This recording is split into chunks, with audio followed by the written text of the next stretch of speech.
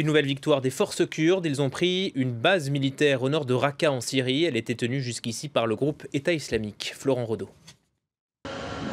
C'est une victoire importante dans la lutte contre le groupe État islamique. Ce lundi, les forces kurdes syriennes ont repris la ville stratégique d'Ain Issa, dans le nord du pays.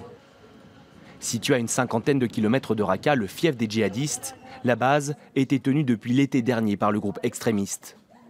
Les Kurdes des unités de protection du peuple la contrôlent désormais, bien aidés en cela par les frappes aériennes de la coalition internationale. Ces poussées militaires au nord de la Syrie, en faisant la jonction entre la région de Kobané et la région de Hasaka, ce qui a sa continuité vers le Kurdistan irakien, les Kurdes sont en train de créer leur Kurdistan syrien rêvé. Et donc, de facto, à la fin de l'histoire, c'est les djihadistes et les Kurdes qui sont les deux forces présentes aujourd'hui sur le terrain en Syrie et en Irak et qui sont en train de changer les frontières vieilles de 100 ans dans cette région.